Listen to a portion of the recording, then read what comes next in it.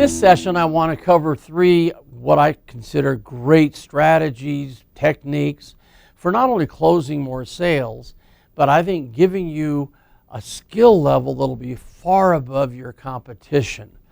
And so I want to go over these programs with you. The first one is called the Increased Productivity Close.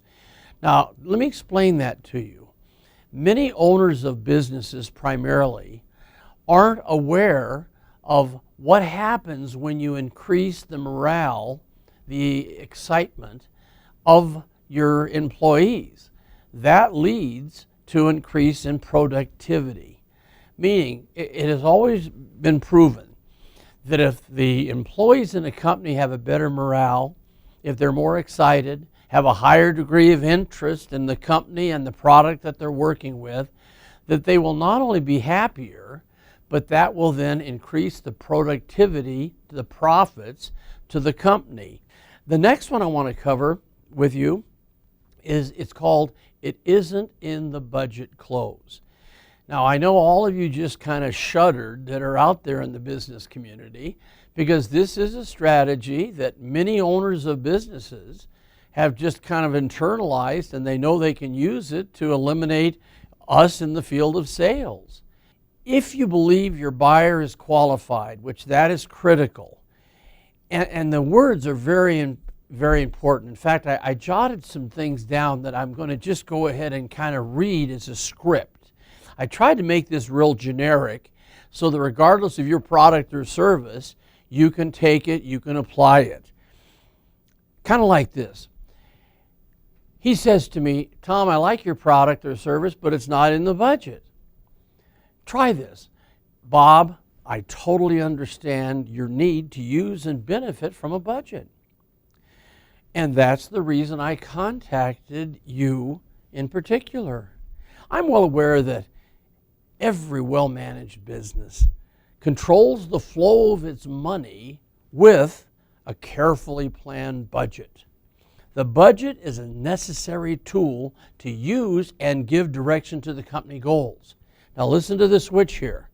"However, the tool itself doesn't dictate how the company is run. The budget must be flexible. And of course, you as controller of that budget retain for yourself the right to flex that budget in the best interest of your company's financial present and future competitive edge." Don't you agree? Boy, I think you can have fun with that one. That's a great, great little strategy. And the next one is called the Competitive Edge Close. And every company that I've ever worked with wants to be known as being the best in the industry. They want ways to increase their market share, the competitive edge. So when you represent a product that can help them gain that edge, use this close. It's a beauty. And of course, I rewrote a couple of these, so I wanted them to be fitting almost any industry that's watching our program. Kind of like this. "Mr. Smith, I'm sure you realize that many of your competitors are facing the same challenges that you are. So you want to make sure they know that in our economy, in the industries, there's many of their competitors facing the exact same things they're facing." Then, of course, you would say, and listen to these words now, "Isn't it interesting that when an entire industry is fighting the same forces, some companies do a better job of meeting those challenges than others?" Hear that? Okay.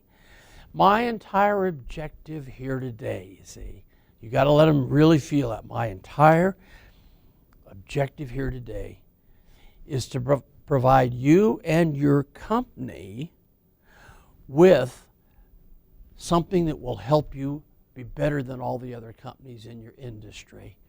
And the companies that we have worked with love what we've done for them." And as I've mentioned numerous times in our training, that anytime you can make a company feel that they can do better than the competition by the use of the benefits that you have to offer, this again is a way that has them look at your company differently.